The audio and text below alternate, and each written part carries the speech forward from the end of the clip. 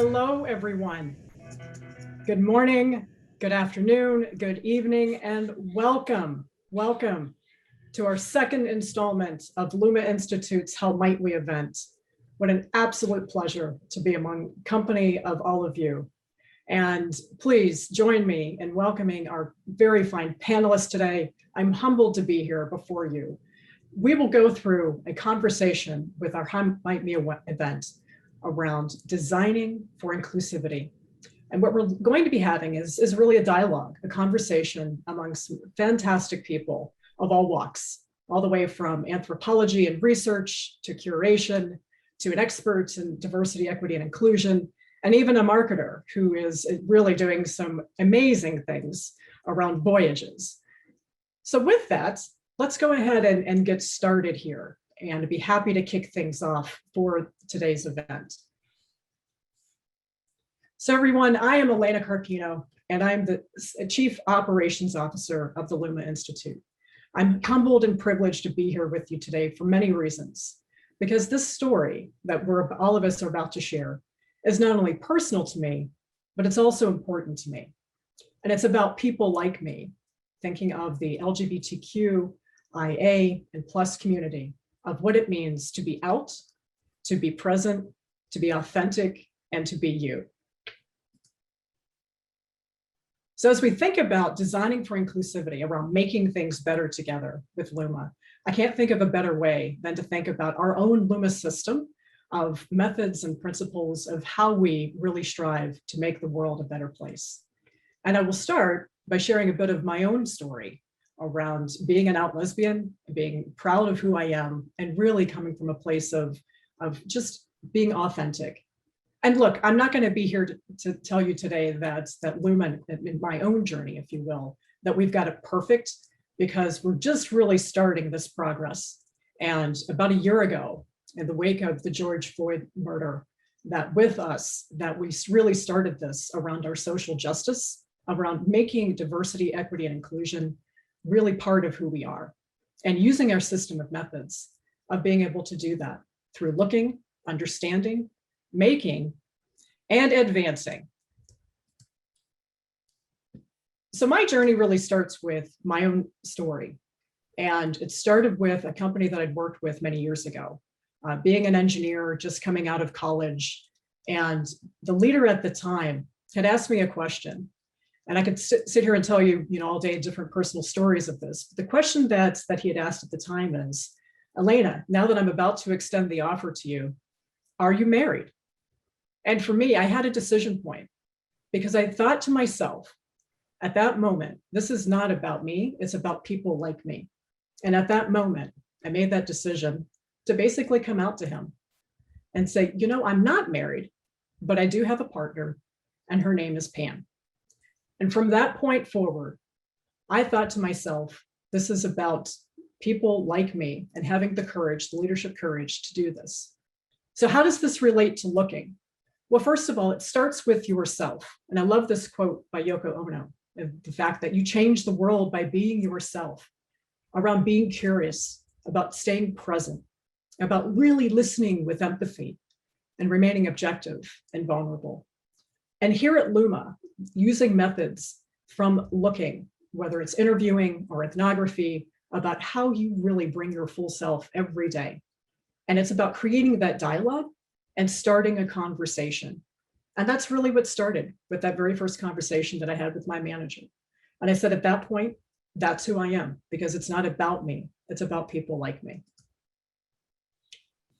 From here, with the company that I was with at the time, and if it was about going to understanding and really understanding what that might mean around shareholder and stakeholders, those that are with us every day, and having conversations, real conversations, using what we call a fishbowl exercise to create the dialogue around understanding what it means to be inclusive. What does it mean to be, gay in a manufacturing type of environment and coming out?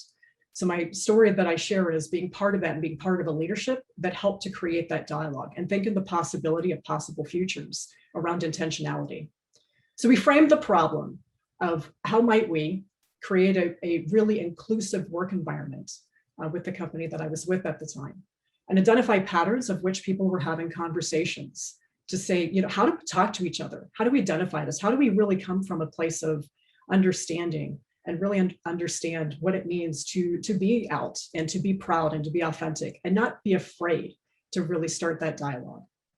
So we created actions from insights to drive it forward and really create a future of possibility. And that possibility came to the fact of making. And through making, it was things like this that we stood forward and said, how might we create this continuous progress that realizes the culture change towards creating a corporate equality index through the Human Rights Campaign, because this we knew was a way of measuring our progress of what we were doing. And at the time, it was nearly, it took one step at a time to get there, to commit to that improvement and envision those future possibilities and really think about how you iterate constantly around this. And it was through that, it was the It Gets Better project, of which people had come together with the company to share their personal stories of what it meant to be out, to go against anti-bullying, and really to stand for themselves and to create a great place to work. And 15 years of this company, which I will reveal here shortly of who it was. And I'm proud to say that I was part of that for many years. That this is something that I commit to bring to LUMA, so that we can create one step at a time about our progress and advance forward. So a fun little fact. So yes, the company was Owens Corning, and very proud to have worked with them for many years before joining both Tesla and now LUMA.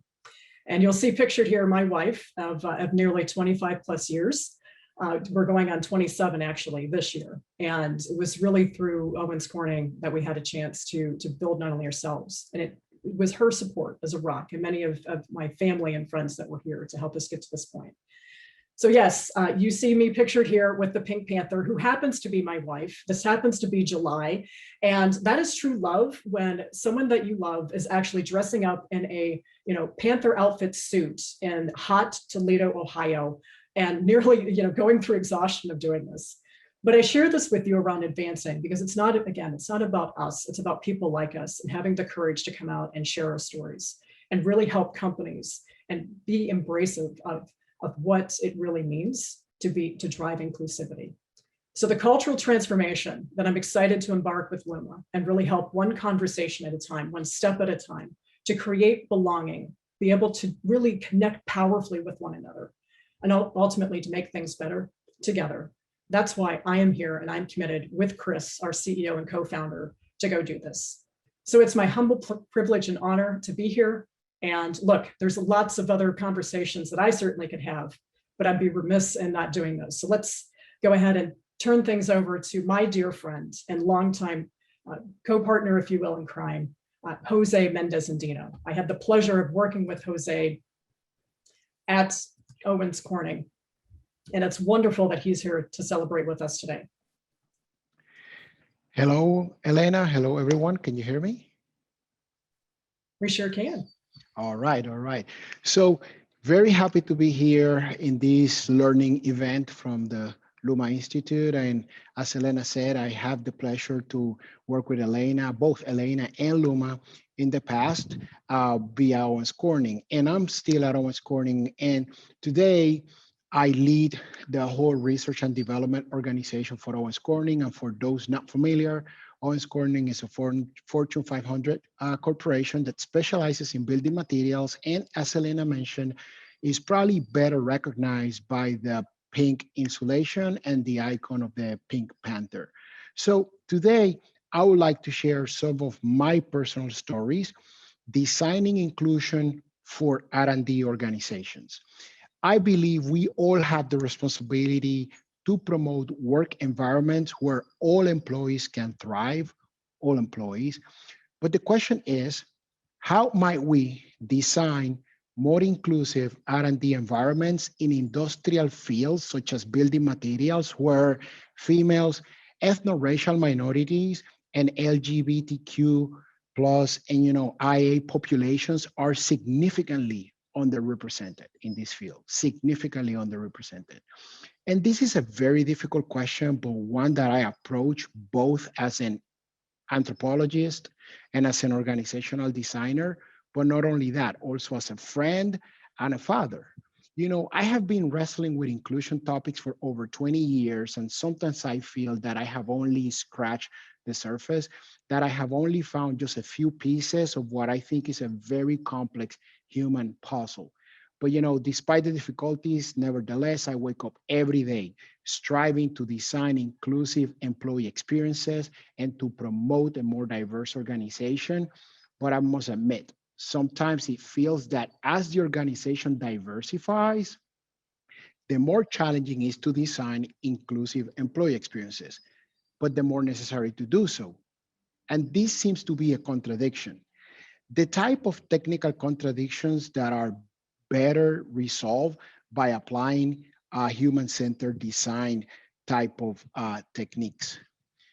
And that gives, raise to another interesting points. For those that are familiar with the LUMA toolkit, I find that the looking pillar provides with great ethnographic research tools to properly channel my curiosity around inclusion challenges. I believe sincere curiosity is key for inclusion. And I am genuinely curious about employee experiences that are foreign to me, different from mine, but that I believe must be understood to fulfill our leadership purpose of providing better work environments for all. And then my curiosity combined with ACD tools, I believe accelerates my ability to learn, helps me recognize my biases, allows me to reflect upon my actions, and then understand their impact on others. All right. So within the within the Luma toolkit, I'm trying to get to that one. No. All right. Let's leave it there then. Okay. That's the right slide. Thank you. All right. Interviewing and walk a mile are the two human-centered design techniques that better describe my approach to many of these challenges. And why these two? I believe these two techniques tend to uncover insights that challenge my belief systems and force me to reconsider my behaviors and actions and feeling towards certain things. Designing for inclusion, I've come to believe that it's an introspective process and it requires a lot of personal reflection.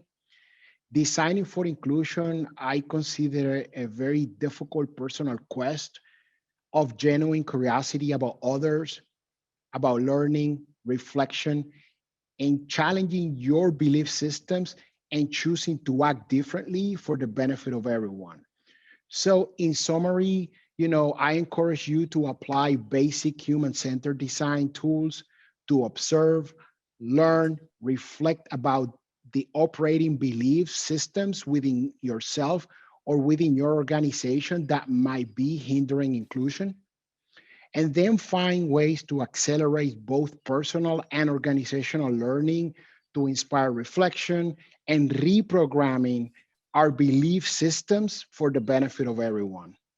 And that's basically the couple points that I wanted to share about the relationship between human-centered design, reflection, inclusion, and just striving for a better today. Because not even a better tomorrow, because it just can't wait. It has to be, the change has to be right now.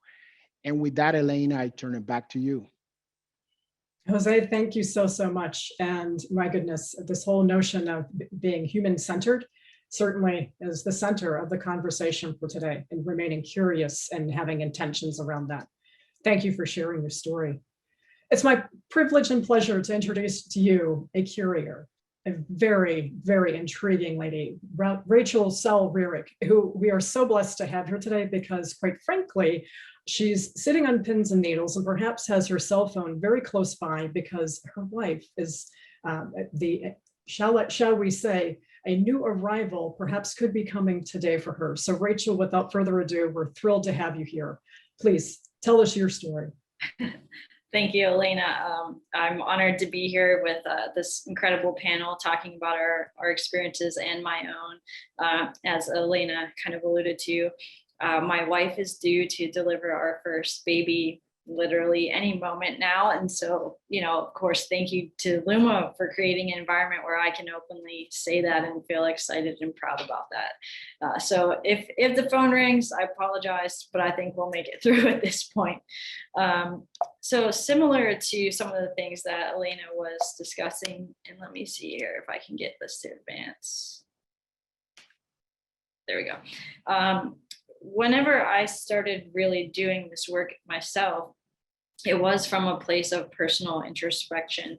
My wife and I began doing some work together. At the time, we were not yet married, but I realized, like, as a community, collectively, we needed to be talking about what it was to be in a relationship with one another, and in a same-sex relationship. We spent 30 days kind of isolated at the end of each day where we didn't talk. We did some drawings, and then ultimately she, as a metalsmith, and myself as a printmaker, made this collaborative body of work that then in the gallery we had a conversation area that each day we would also work and draw and invite the community to work and draw and talk about that. So for me, I felt like in order to even get into the arena of talking about this, I needed to become comfortable talking about my own experience and what it meant myself, which led me to looking around. I'm living in the city of Pittsburgh. I'm a Pittsburgh native, but looking around at first and foremost, all the other incredible women in the city who were doing work, but were not being represented or didn't have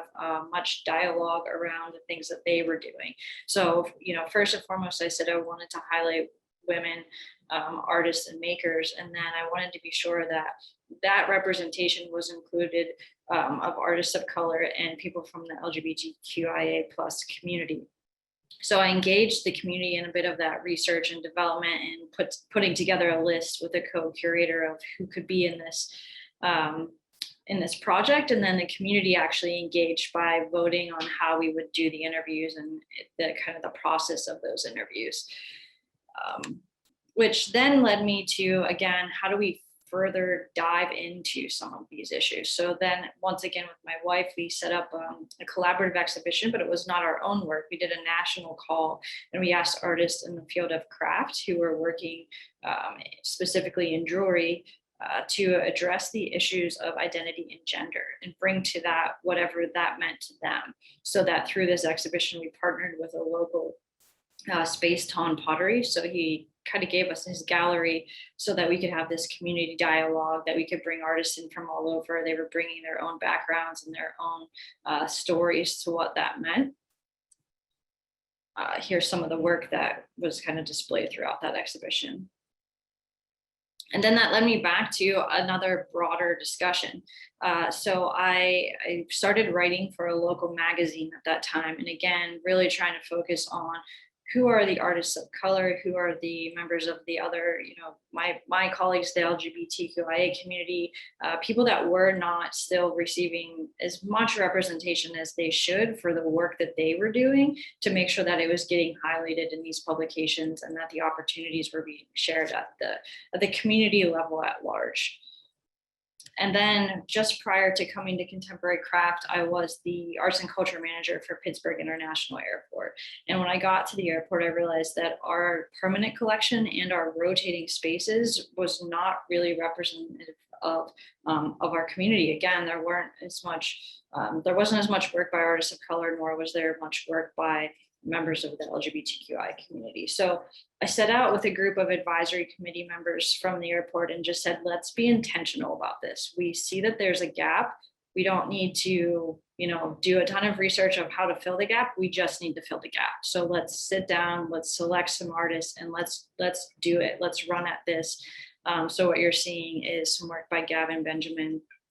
And then just prior to my leaving, we did another space where we curated in collaboration with this artist who had worked all through the city for the celebration of Juneteenth, and made sure that it was front and center in the airport and visible for people.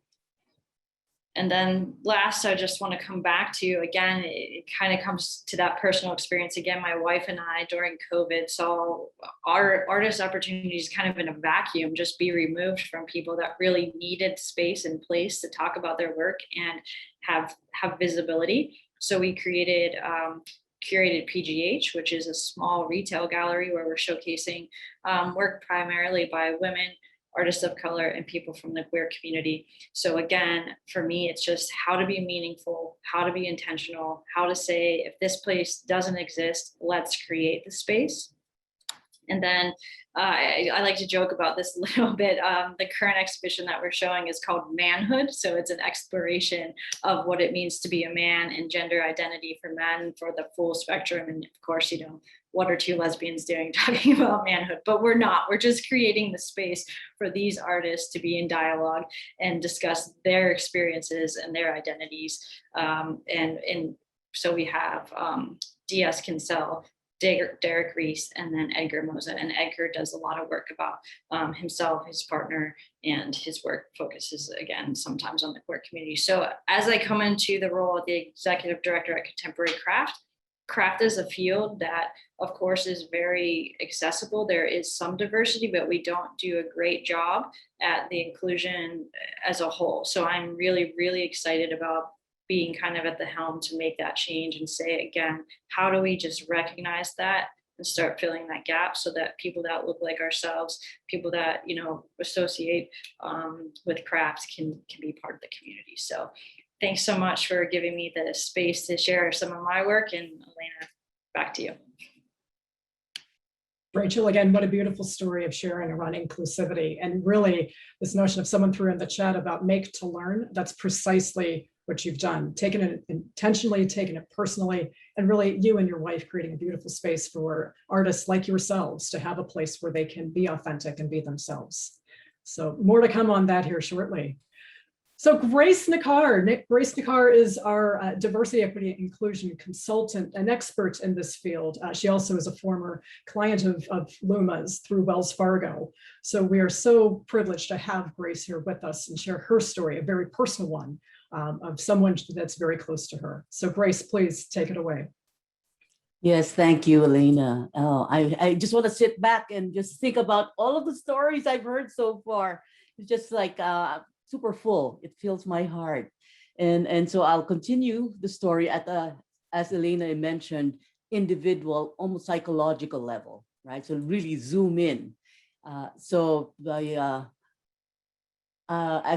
get to Cam in a minute here, but just to introduce myself very quickly. So when I got my HCD certification, I don't know about you all, but I felt like I finally found my tribe of ideation people. Yay, there are more people like me. And I partnered with LUMA's Amy Hedricks and Caitlin Silverstein to set up the HCD curriculum in Wells Fargo. And I added to that a forum for HCD practitioners. But I've also been a DEI leader for a decade, and I'm here today as an ally, having collaborated with LGBTQ partners on enterprise-level learning experience. And I'll focus my examples today, though, on stories I gathered in an interview with my niece, Cam Pascual. And as I share, my intention is to highlight best practices for designers. I've been keeping an eye on the Q&A, and a lot of it is like, how do I start? Well, this is what I'll try to cover for you. So as designers, we need to remember that diversity dimensions are layered, and each layer is subject to bias and privilege. And so here we go, segue to Cam Pascual, my niece. She's Cam's sexual orientation is gay, gender expression is masculine, and gender identity is non-binary. So Cam prefers the pronouns they, them, their. Cam's part of the Generation Z and a biracial Filipino-American. Cam is also a food waste fighter who led a successful food recovery network in college that spread across campuses all over the US. They are currently a senior program officer in an NGO involved in conservation. Acceptance of homosexuality in the US has steadily increased from 46% in 1994 to 72% in 2019. But we still live in a world largely designed for two genders. There are legacy barriers that cisgenders don't see, or privileges we take for granted.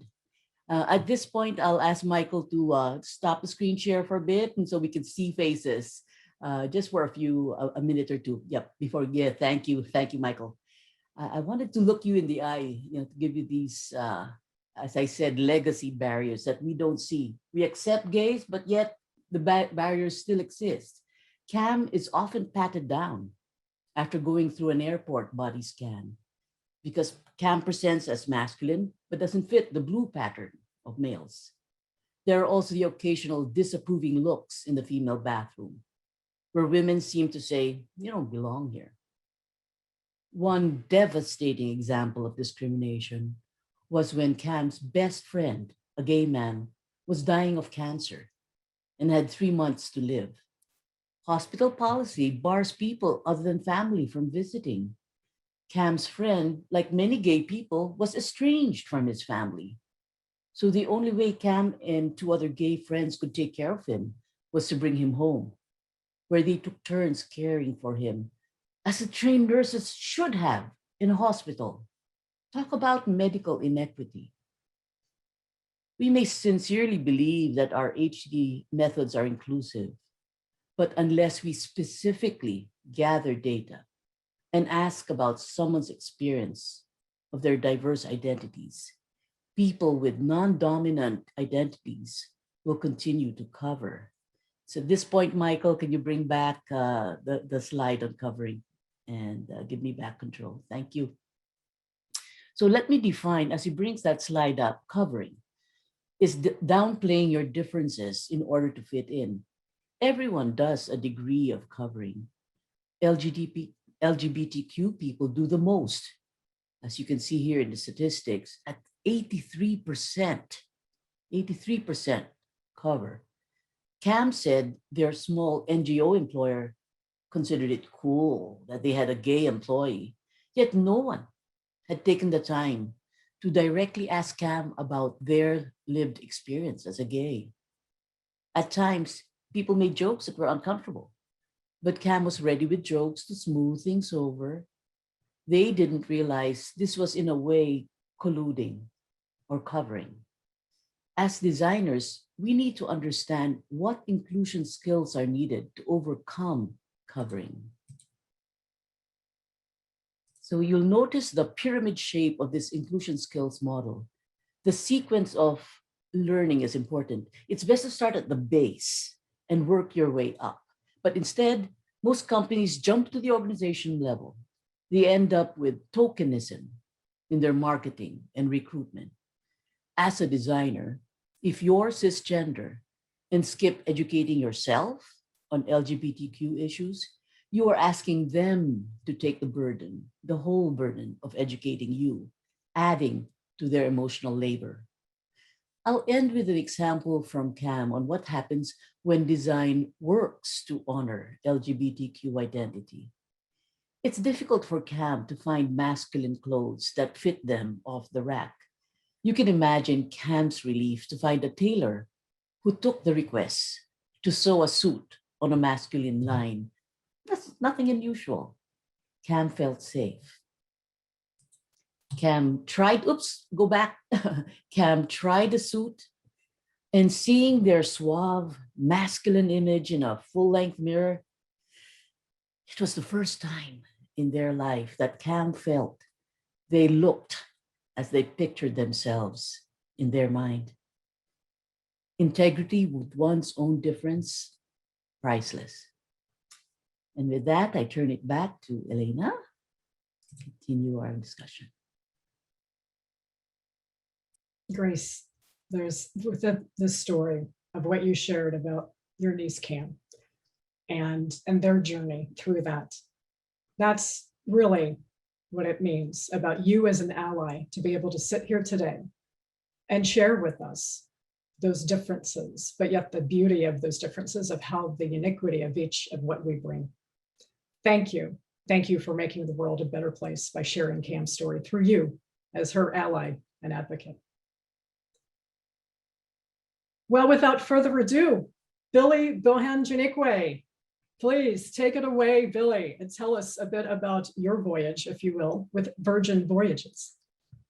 Absolutely. I just want to say thank you to all of the panelists for sharing such amazing stories. It's super important to be your authentic self, and being an ally is, super important as well. So Grace, I was very touched by that. So my name's Billy Bohanchanike. I go by BBC, which is why you see that on my little panel there. And so today I'm here to talk to you guys about Virgin Voyages. That's actually where I currently work. I'm a marketing technologist, and I look after the UX, or the user experience side of our business. And I think it's important to talk about travel and inclusivity. It's two things that, as a gay man who's traveled a lot around the world, it is on my mind every time I make a travel reservation. And I am currently really honored to be given the opportunity to have a point of view in shaping a new travel brand coming into the marketplace that is really thinking about inclusivity and disrupting what somebody can do at sea in a really amazing way.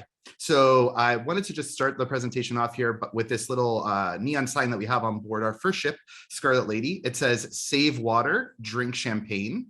So you could see that we definitely do things a little bit differently. But I wanted to give you a little history about who I am. So like I said, my name's BBC. I have been born and raised in South Florida, and I currently live in Miami Beach with my husband, Israel, and our dog, Bowtie.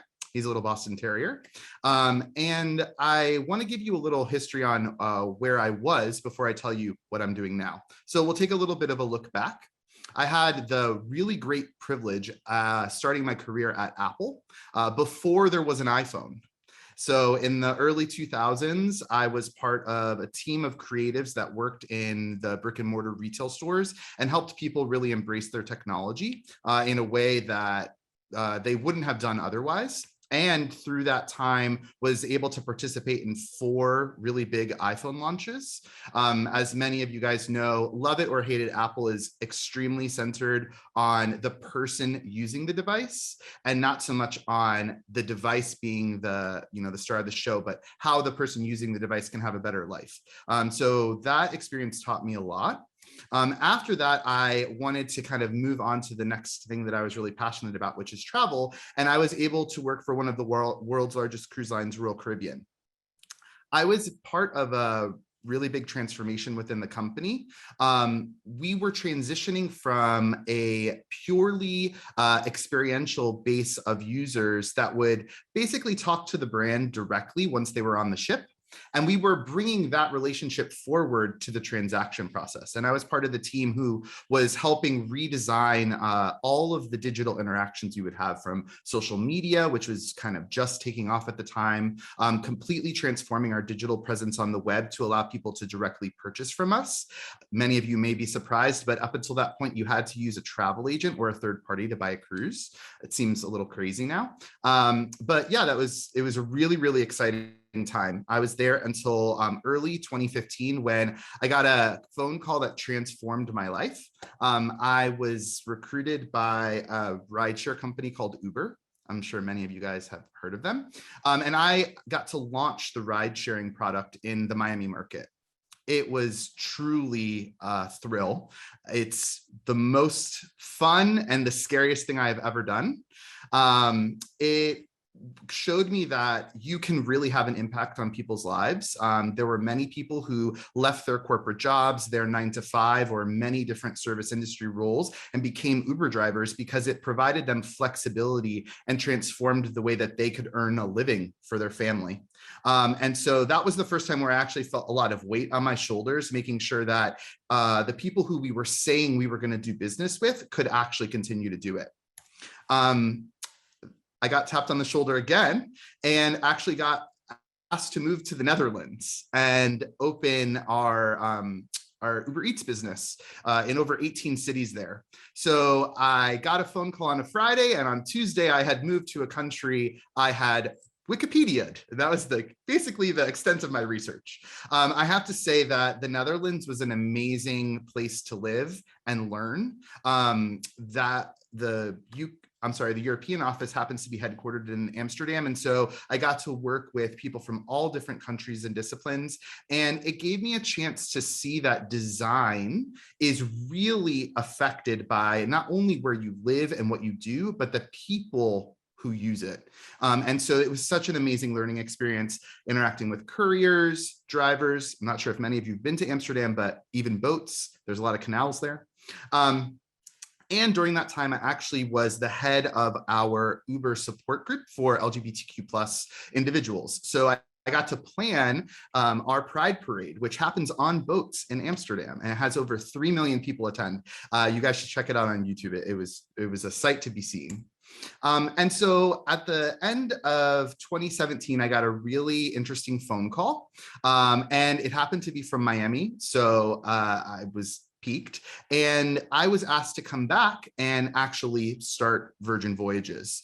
So at the time, it was called Virgin Cruises. It was a brainchild of Sir Richard Branson, who is the head of the Virgin Group, and Bain Capital, which is a big investment firm.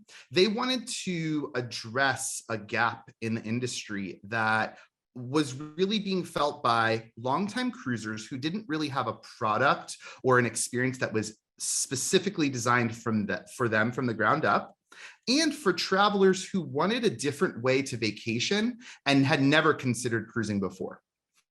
And so rather than me describe what we created together, I'm going to show you a little video. So if I could grab just a second of your time, here we go. I've been coming up hot for a minute. Everybody love to talk when I'm in it. Drop the top when I'm in it. Everybody love to talk when I'm in it. You know when it click through. Try to set the spot to be healthy. I'm trying out for a minute. Everybody love to talk when I'm in it.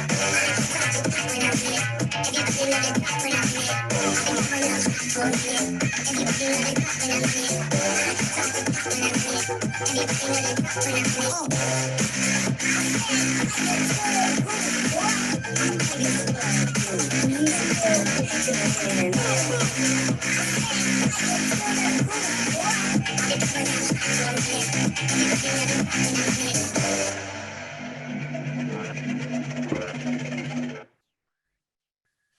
So hopefully all of you want to join me on board our beautiful Scarlet Lady after seeing that. I want to just call it a couple of things. So cruising for a very long time was always on this big giant white ship that you could kind of confuse with any other brand. And we've gone as far in designing the way that this voyage and this experience is going to be, that we even changed the way the ship looks. I'm not sure if you guys could tell with it so zoomed out there, but the ship is actually gray and red. It is meant to hark back to the days of old military vessels. And obviously red is a big color in the Virgin Group. But we even went so far as to do that so that you knew the second you stepped on that ship, and even if you saw it in port, that it was going to be different than what you may have thought of before. Now, one of the best parts about working at Virgin Voyages is that we've really started with a blank sheet of paper. We have designed an extremely inclusive experience for many different types of people. And so I'm going to start with one. So let's see if I could go. There we go.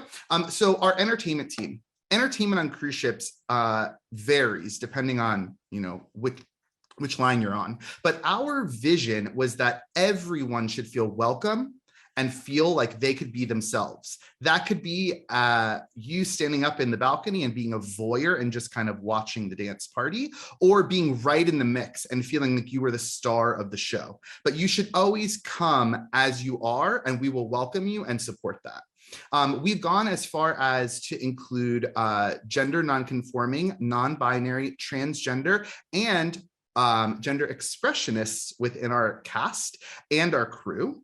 And so you could see here, this is our diva. She is part of our happenings cast. Her expression as a performer is feminine, but she is a man, and her pronouns are he, him. Now, what I will say is when you have a industry like travel that requires you to present your travel documents, asking somebody what their gender is can be a really awkward question, and it can stir up a lot of negative emotions. So when we were designing that intake process of people's information, we do go as far as asking what their documents say, but how they identify. So we make sure that we can include them as they would like to be included.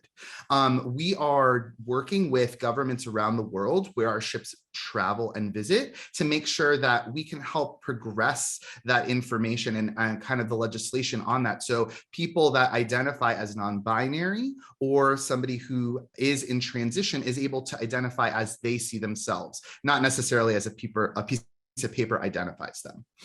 Now, it isn't only about gender identity, it's also about age, right? People being included in travel is really important. And many of you guys might recognize this gentleman. It's Richard Branson. I have had the pleasure of actually dressing him for about 15 different events. And this is not part of my job at all, but this is what I mean when I say bringing your authentic self to work. So one day, in passing, I heard a conversation around needing to style Richard for one of our launch events. And they were going to hire a stylist. It was going to be really, really expensive. And so I just kind of raised my hand and I said, hey guys, like, I love style. I would love to dress him. And they gave me the chance. And so you can see here, this is in 2019 at World Pride in New York City. We had a huge double-decker bus that we drove around the city and essentially bought drinks for a lot of people. You could see here Richard with Ginger Minge and with a couple of other celebrities that we had on board to kind of make the day amazing. Billy Porter's there. And that's one of the outfits that I got to dress him in. Non-traditional, but still really, really fun. And so I did just want to quickly, I know that we're kind of running short on time. I just wanted to talk about how we also think about inclusivity of the places that we visit. So this is our first port. Scarlett's home port is going to be in Miami, Florida, and this is called the Palm Grove. So inclusion for us is about celebrating the communities and the places that we visit. And this island where the terminal is actually used to be a palm grove. And so we're bringing that back to life here with the design of our terminal.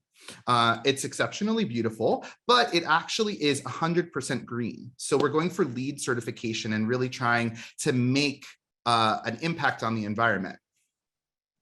And you guys may be wondering, now that we're all kind of thinking about travel again, where could you take a Virgin Voyage? So Scarlet Lady is actually in the United Kingdom right now. And that's why you see me in this lovely London hotel room quarantining. I'm about to join the ship in Portsmouth, and she'll be voyaging around the UK for the month of August. And then she'll start her revenue sailings in Miami in October. And we have a second ship that's going to debut next year, Valiant Lady, and she will be home ported in Barcelona doing 7-night Mediterranean voyages. So we welcome all of you on board. We would love to see you. Follow us at Virgin Voyages if you guys would like to know more. And thanks. Elaina, back to you. BBC, I don't know about you and all of you that are here, but who's ready to join a Virgin Voyage at this point? I mean, I wish this was kind of like, Oprah Winfrey or Ellen DeGeneres, where all of the panelists, everyone gets to go on a Virgin Voyage. However, someday, I'm sure all of us will experience exactly what you shared. I mean, talk about designing for inclusivity. That is absolutely true, what you shared around what's possible, right? Standing in the outcome of what's possible is what this is. And with this, let's turn it now into a little bit of Q&A. So we have 15 minutes left. And certainly we could sit here, we could have a fun dialogue among everything that we've learned collectively around our each respective diverse stories. But let's at least start with a question actually from our audience. And this question comes from Sherry. So Sherry, thank you for bringing this forward. Transformation is a key concept. How might we cultivate curiosity, commitment, and courage, especially within the mainstream? And the other piece I want to add to this too is, think about like how we address one another. There's been some other Q&A from folks that have joined as well around how we open up a dialogue, with those that may not necessarily be out around LGBTQ+, but really, when we step back and look at this transformation as being a key concept, how might we really cultivate that curiosity, commitment, and courage? What do you think? Okay, I'll start. Well, as I indicated in my talk, it has to start with you. If you are not grounded in your own diversity, you won't even begin to appreciate what it's like to be excluded, right? Or included by others. And this includes you, white cisgender men, especially. I can't tell you how many times white men tell me, I have no diversity. I'm just doing this for charity, for the goodness of my heart. Oh yeah? You have your own diversity. Search, I don't care who you are, search for a dimension that you cover, that's important to you, but you don't talk about it at work. Why is that? And that will be the beginning of empathy and just a smidgen of what it's like to have a part of you that you need to cover. So that's a starting point. Grace, I think you're absolutely right there. Please, Rachel, go ahead. I was just going to say, I feel like it's definitely just, it's conversation, it's dialogue, it's really not being afraid to be wrong sometimes. I think that oftentimes people are afraid to ask the questions or afraid to look naive or that they don't know the answers. But that's how we grow together, is by saying, I don't know, but I want to know. And even sometimes, being a member of the community, there's things that I don't know that I just sometimes have to say, how do I be a part of this solution and a part of the dialogue? So I think, coming from a place of sincerity and saying, I really want to be, part of the design, show me how. Well said, Rachel. Jose, please. No, just caring about others, I agree with Grace. Starts with you. And that's what I said. For me, this journey is one of introspection. Let's get real with my own biases, how I feel about certain situations, leans towards discomfort. And then things that why am I uncomfortable now? Learn about myself. Then seek from people that you care or care about you, help me understand this. And eventually, like I said, reprogram my belief system. That's what I try to do. And things that I believe probably 6 years ago or 5 years ago, I've come to the conclusion I was wrong. And then I just reshape my thinking, because I just go into that learning, not being afraid to learn. And as Rachel said, look, so I will make mistakes, but like everything, you made a mistake, you learn, and then those mistakes start going away. You don't make them anymore. But I just feel you have to lean into discomfort, and you have to be willing to make mistakes and learn, because at least I have found, as long as people know you're coming from a sincere, genuine perspective, 99% of things could be ironed out and, move forward. Jose, thank you for sharing. Even as I think about it for myself, that whole notion of not only introspection, but this piece of actually coming out is messy, right? We're never going to get it right the first time, whether you're coming out for yourself, coming out as a company and what you embrace, but it's the fact that you take that very first step, stand for something, stand in the possibility, and designing for it. As designers, stay curious, right? Stay curious, have the courage. But the important thing is commit to it and stick with it all the way through. Another question that came up that we talked about even before today's discussion amongst us as panelists is, look, as designers of products and processes and posters and experiences and services and organizations, all things that you design, really, what obligation do we have as designers to make things that are inclusive and welcoming and open to all in the LGBTQ plus IA community? I can comment on this. I think the important moment is not necessarily making sure that you have all the boxes ticked, but asking, what boxes did I forget? So I, as a gay man who's married, and I'm a little bit older, I have certain biases that I kind of have blinders on when it comes to, did we include this group of people? Have we thought about how this can make someone feel? And so I always try to kind of go back to the drawing board each time, even if it's a repetitive process, if it's a new program we're going to introduce or a new advertising campaign, and just make sure that I am looking at the world as it is today. Because even, I would say even 5 years ago, somebody who I would market to, or somebody that would be considered having purchasing power, that introductory person is very different today than it was. I mean, we keep talking about labels and gender identity. I think that there's a whole new set of consumers about to come into the marketplace who completely rebuke any kind of label. They don't want to be put into a box. And so how you go about communicating your service, your good, your product to them, it'll be a learning experience for all of us. Thankfully, they're very vocal and will tell us what they want, which I think is a great part about, you know, Gen Z and the founder generation.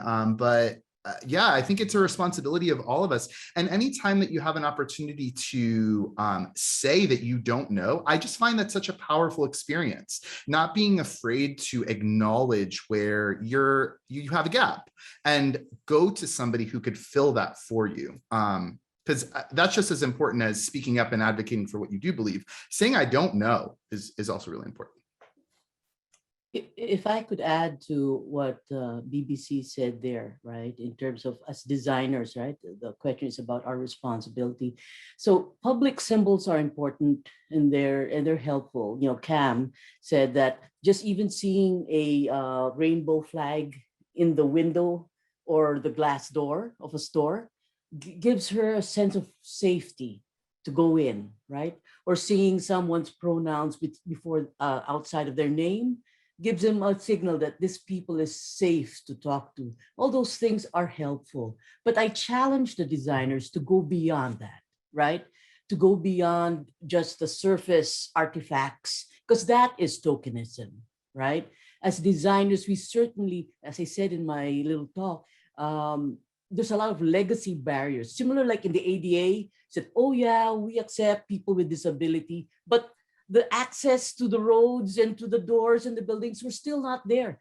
Think of that in terms of LGBTQ. There are a lot of legacy barriers that we haven't thought through. And it's the whole journey, right? It's not just, you know, like when they come into the company, give them a welcome flag, whatever you know, no, you trace that whole journey, look at all the benefits, right? Like I mentioned about hospital visits, there's so much that designers can impact. I challenge all of us to go beyond.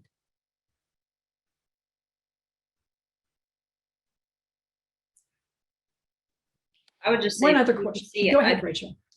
BBC, I like what you said about like going back to the drawing board every single time. I think it's interesting, you know, being gay myself, I feel like, you know, kind of to Elaina's point, you have to come out, but it's like, we have to always come out. Like there's another coming out again and again.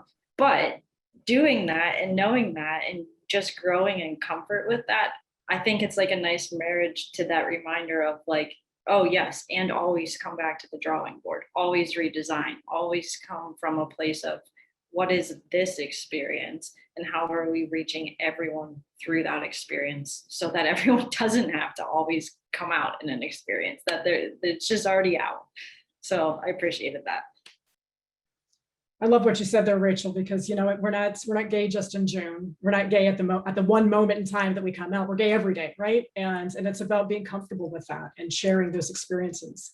And to me, it's often a teachable moment, you know. And people are, you know, often asked like, how do I approach you? You know, I assume you're married because of what I quote see, and it's like, well, I am married, yes, legally.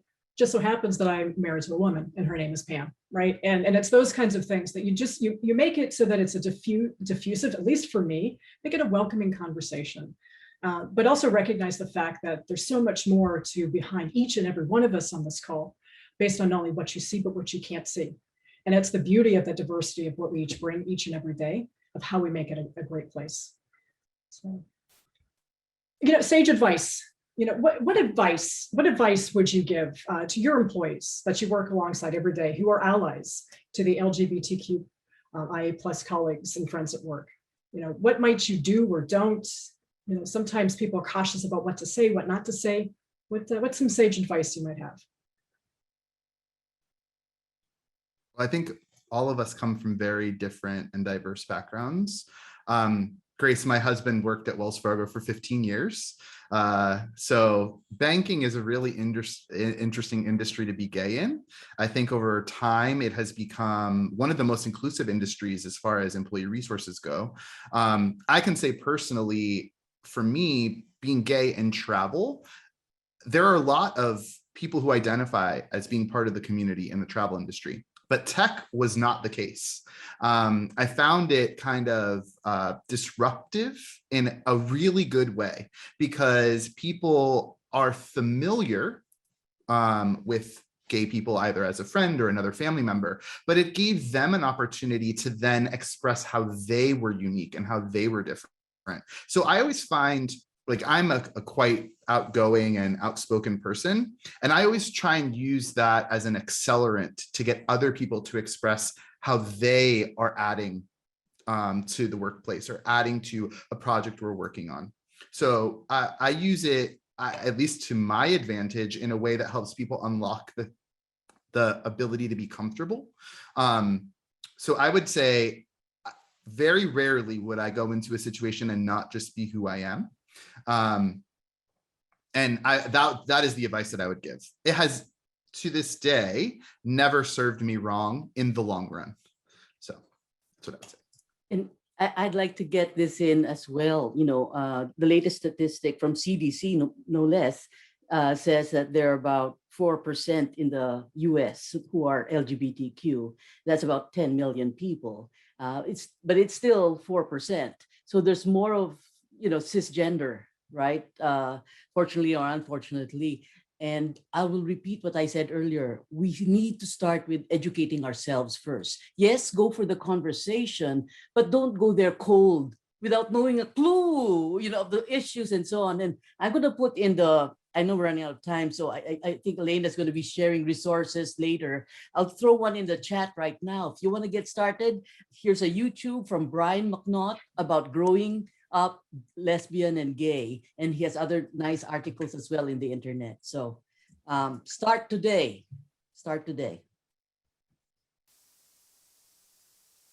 Grace, I love what you said there, because it is about starting today. And today marks the day, and every day, of you and your responsibility of what change can you impart to really make a difference in someone's life. Whether they're LGBTQ+, whether they're an ally, it's the dialogue. And as we shared before, look, we're not going to get it right the first time, and that's okay. We learn from each other. Stay curious, be empathetic, give the I call it, quote unquote, the pregnant pause in between of those conversations. But it's about cultivating powerful connections and beautiful relationships with one another, one conversation at a time. Any final comments, Jose, Rachel, before we part? Oh, great experience. Again, another learning event. That's what it's all about. As BBC, Grace, and Rachel have mentioned many times, lean into your fears, lean into the unknown, ask yourself questions about how you feel, why am I uncomfortable, and then just lean into discomfort. Yeah, and I guess my last sage advice, Elaina, kind of what you were saying, to even think beyond the inclusivity of, the queer community, and especially in the workplace, it's okay sometimes to just say to people, like, how are you doing today? Like, just get to the root of, like, what is informing a person's day and experience. And in that question with sincerity, you can also figure out what else you need to address and how things are truly going. What a beautiful way to end this. Thank you, Rachel. My goodness. And truly, thank each and every one of you. Jose, I'm going to go back to a comment that you taught me many years ago. And that is, look, if you're not comfortable, that means that you're not growing, right? So stay uncomfort, stay in the discomfort, because that really drives the growth for your own personal journey.